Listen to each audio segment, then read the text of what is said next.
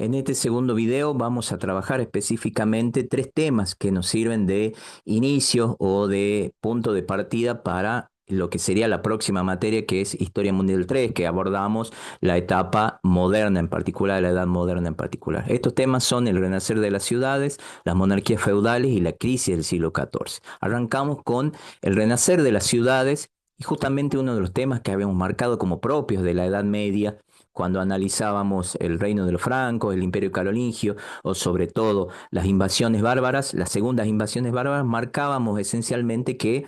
la Edad Media o durante la Edad Media hubo un gran retroceso de lo que serían las ciudades dentro del ámbito europeo sobre todo, ¿sí? Sin embargo, a partir del siglo XI, del siglo XII, comienza un movimiento contrario, ¿sí? Se renuevan lo que serían las rutas comerciales, los intercambios a lo largo de lo que sería la costa del Mediterráneo, y esto va a favorecer, y también, perdón, se logra terminar con las invasiones, con ese grupo de segundas invasiones, y esto va a favorecer justamente al renacimiento de las ciudades que van a formarse de una manera diferente a la cual se habían formado durante el Imperio Romano y por la cual habían persistido durante estos primeros años de la Edad Media. En este caso, muchas ciudades van a ser producto de la existencia de esas rutas comerciales, de las ferias, el tráfico justamente de personas y el tráfico del comercio a lo largo del Mediterráneo. Estas ciudades que van a tener de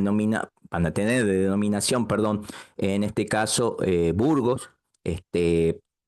se van a multiplicar a lo largo de lo que sería la costa justamente del Mediterráneo, pero sobre todo en lo que sería Francia y en lo que sería Italia en particular. Estas nuevas ciudades, sí, que también van a poblar en algún caso España e Inglaterra también, van a tener las características o van a tener características un poco distintas a las creadas durante la época romana o a las sostenidas durante la primera etapa de los reinos romanos germánicos. En este caso, estas ciudades en principio van a ser bastante pequeñas, van a estar amuralladas y al contrario de lo que sucedía en estas otras ciudades, la esencia de la existencia de estas ciudades va a ser justamente el comercio. Muchas de ellas van a crecer de manera vertical antes que extenderse por el territorio y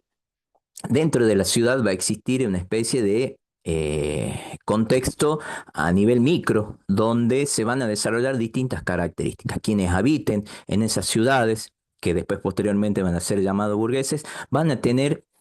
formas de vida y características muy diferentes de aquellos que habitan fuera del ámbito de las ciudades, en aldeas o formando parte de los feudos, ¿sí?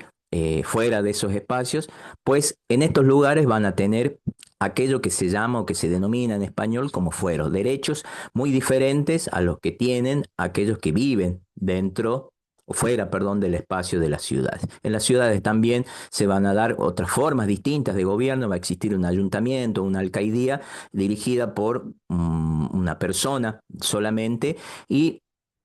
también, por ejemplo, el tiempo dentro de estas ciudades va a ser percibido de una manera muy diferente. Si bien en el campo el tiempo estaba mediado por la existencia de la iglesia, las campanadas de la iglesia a la mañana, al mediodía y a la tarde para el trabajo, el descanso, dentro de las ciudades esto no se va a dar de la misma manera. Y en ese caso, por ejemplo, el reloj o los relojes van a ser una de las características que se van a destacar dentro del ámbito de las ciudades, que también van a tener una especie de guardia permanente, una especie de policía, ¿sí? Y algunos autores señalan que las ciudades serían como especies de pequeños estados de manera embrionaria, el cual se va a multiplicar o se va a ampliar cuando llegue la etapa moderna en particular, ¿sí? Dentro de las ciudades, por supuesto, las cuestiones se desarrollan de manera más amplia, existen gremios, existen guildas en este caso, en los cuales se asocian sus habitantes a raíz o distinguiéndose por la profesión o la actividad que desarrollen dentro de esa ciudad. En este caso, este elemento resulta fundamental para comprender de alguna manera lo que sería el desarrollo, ¿sí?, de los estados o cómo se proyectan estas ciudades más adelante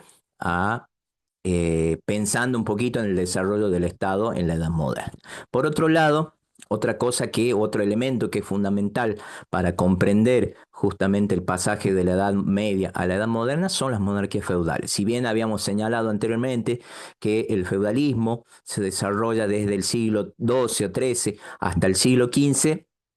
hay un momento dentro del desarrollo de este feudalismo o en el cual el rey vuelve a posicionarse como el eje o como el centro, a pesar de la fragmentación de su poder, vuelve a ocupar el centro de la escena, ¿sí? Se da un movimiento contrario, ubicando al rey dentro del derecho feudal como el centro o el eje o la punta de esta pirámide,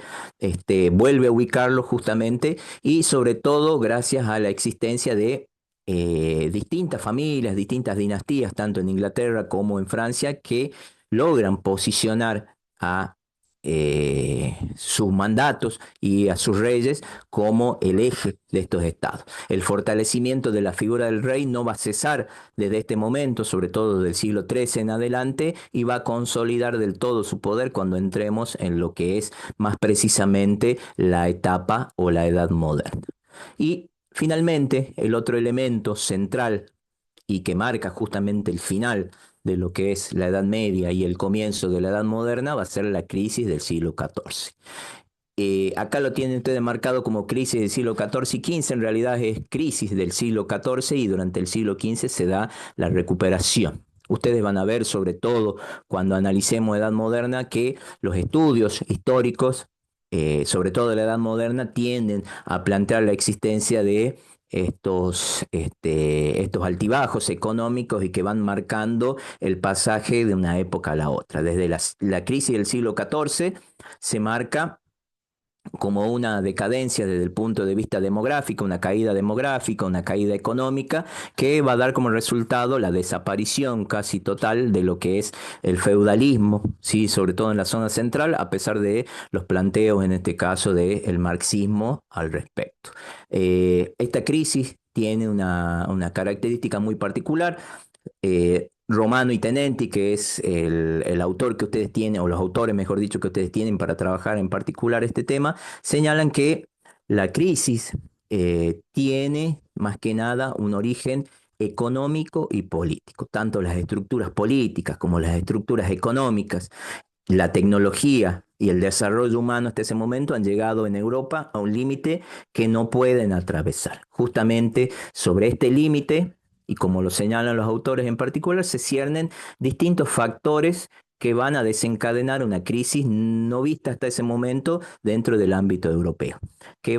sobre todo, se va a evidenciar a partir de 1348 con la peste negra. El clima más frío en ese momento, la subalimentación de la población, van a ser el caldo de cultivo sobre el cual la peste negra, esta peste venida desde Asia, según algunos autores, y que llega a Europa a través de los puertos, termina diezmando demográficamente las ciudades y provoca no solamente impacto desde el punto de vista económico y social, sino un impacto desde el punto de vista cultural y sobre todo religioso. De esta crisis, sí, Europa va a salir eh, distinta, ¿sí? El resurgir durante el siglo XV, la reconstitución demográfica, van a tardar un tiempo, pero Europa ya no va a ser la misma al final de esta crisis. Muchas cosas van a quedar en entredicho, el poder de los señores feudales, la efectividad y la infalibilidad de la iglesia también, y el descreimiento van a ganar dentro del ámbito europeo en este caso. Por eso es que marcamos justamente tanto esta crisis como las monarquías feudales y como las ciudades como elementos centrales, ¿sí?, dentro de lo que va a ser el final y el pasaje hacia la próxima etapa, que es justamente la edad moderna.